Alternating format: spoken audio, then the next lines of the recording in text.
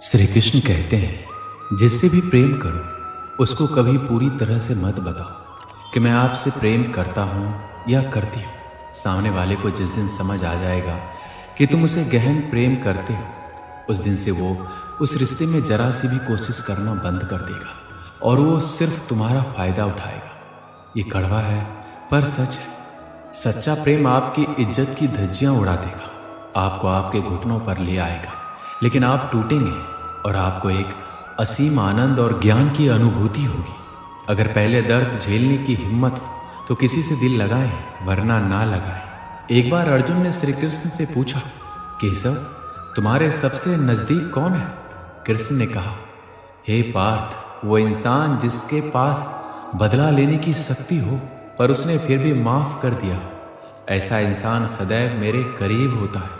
जिस इंसान की सोच और नीयत अच्छी होती है, भगवान उसकी मदद करने किसी न किसी रूप में जरूर आते हैं। सौभाग्यशाली होते हैं वो लोग जिन्हें समय और समझ एक साथ मिलते हैं, क्योंकि अक्सर समय पर समझ नहीं आती और जब समझ आती है तो समय हाथ से निकल जाता है। जिंदगी में हर मौके का फायदा उठाओ, पर किसी के भरोसे का नहीं। मौन रहने पर मूर्ख भी विद्वानों की कोठी में आ जाता है। हर रिश्ते की एक मर्यादा होती है और हमें उस मर्यादा को कभी तोड़ना नहीं चाहिए, क्योंकि जब रिश्तों की मर्यादा टूट जाती है तो बहुत कुछ खत्म हो जाता है। जब इंसान अपनी गलतियों का वकील और दूसरों की गलतियों का जज बन जाए तो फैसले नहीं, फासले होते हैं। कभी किसी की बुराई मत करो, क्योंकि बुराई तुम में भी है और जुबान दूसरों के पास भी है।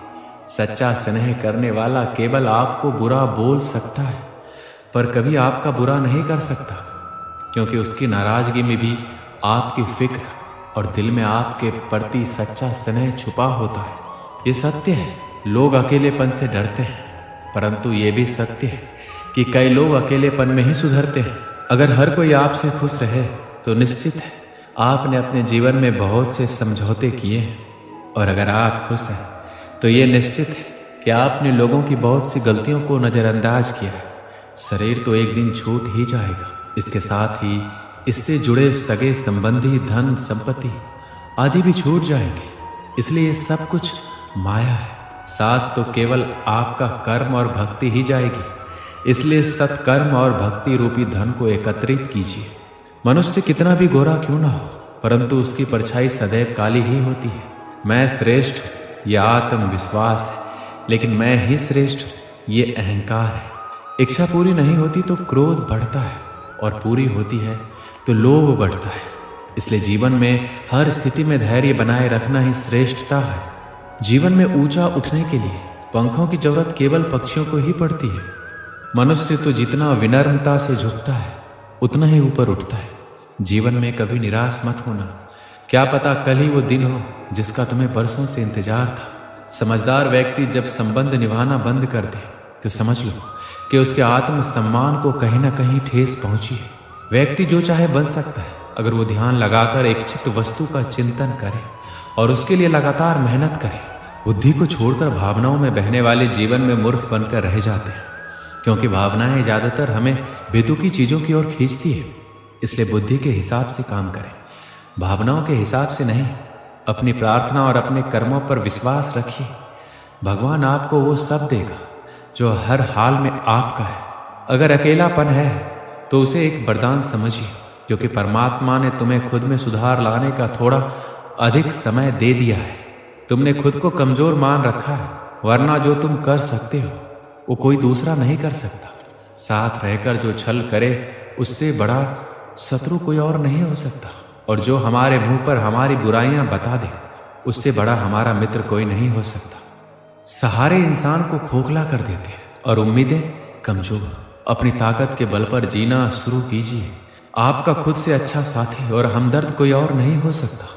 यदि किसी काम को करने में डर लगे तो याद रखना, यह संकेत है कि आपका काम वाकई में बहादुरी से भरा हुआ है। जिंदगी में जितना अधिक उम्मीद करेंगे उतना ही अधिक निराशा हाथ लगेगी। कर्म में विश्वास रखिए, आपको अपनी अपेक्षाओं से सदैव अधिक मिलेगा। किसी भी बात से हिम्मत ना हारना, क्योंकि ठोकरें इंसान को चलना सिखाती है।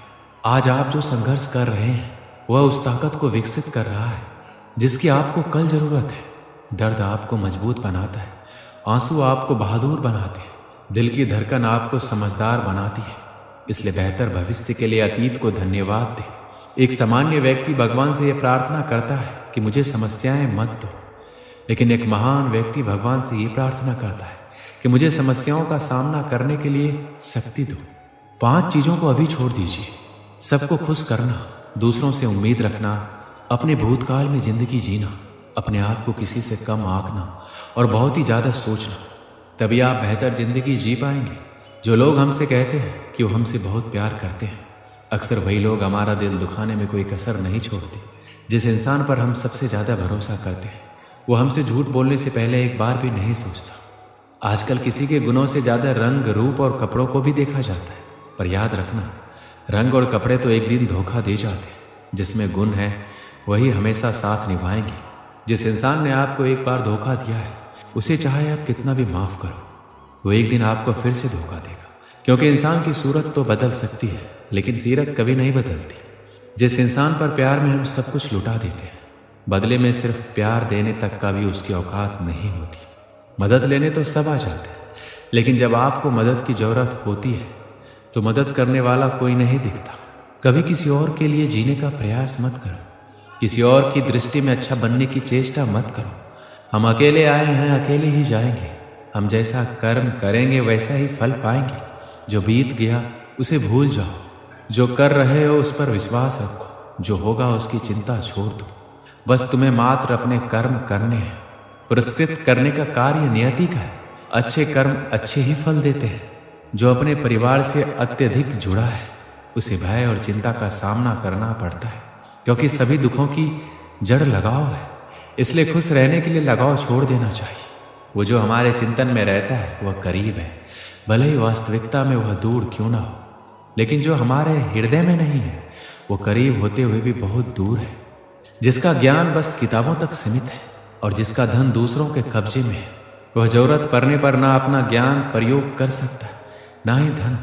जो लोग परमात्मा तक पहुंचना चाहते हैं उन्हें वाणी, मन और इंद्रियों की पवित्रता और एक दयालु हृदय की आवश्यकता होती है। एक बार की बात है, एक गरीब लड़का छोटे मोटे सामान बेचकर अपने घर का खर्च और स्कूल का फीस जुटाता था। वह बहुत मेहनती और ईमानदार था। हर रोज की तरह वह सामान बेचने गया और सामान बेचते बेचते थक गया। उसे भूख भी लग गई, इसलिए उसने सोचा कि अगला जो भी घर आएगा मैं वहां पर सामान के बदले पैसे नहीं बल्कि खाना मांग लूंगा, ताकि मेरा पेट भर जाए और मैं अच्छे से काम कर सकूं। ऐसा ही सोचकर वह अगले घर की तरफ बढ़ा और दरवाजा खटखटाया। दरवाजा खुला तो एक लड़की बाहर आई। यह उसे देखकर कुछ बोल ही नहीं पा रहा था कि उसे सामान के बदले पैसे नहीं बल्कि खाना चाहिए। वह इतना थक चुका था, उसके अंदर कुछ भी समझने की क्षमता नहीं थी। वह जल्दीबाजी में बोल पड़ा, मुझे पानी चाहिए। लड़की ने उसके चेहरे की तरफ देखा। वह काफी थका हुआ और परेशान लग रहा था। वह समझ गया कि इसे बहुत जोरों की भूख लगी है, इसलिए वह बिना बोले ही पानी के साथ खाना भी ले आई।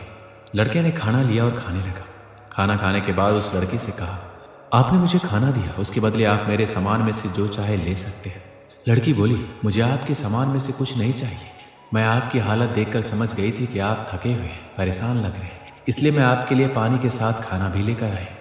मेरी माँ कहती है हमेशा अच्छे कर्म करते रहना चाहिए, ईश्वर की भी यही इच्छा होती है। ऐसा कहकर लड़की ने दरवाजा बंद कर लिया। लड़का ने उसे धन्यवाद कहा और अपने घर की ओर चल दिया। समय बीतता गया और धीरे धीरे उस लड़के ने अपना स्कूल पूरा किया। अब वो कमाने में थोड़ा सक्षम हो गया, इसलिए उसने ये निश्चय किया कि वो डॉक्टर बनेगा। उसने एक अच्छे कॉलेज में एडमिशन लिया और काम के साथ साथ कॉलेज की फीस भी भरता गया। अब वह लड़का एक बहुत ही बड़ा डॉक्टर बन चुका था।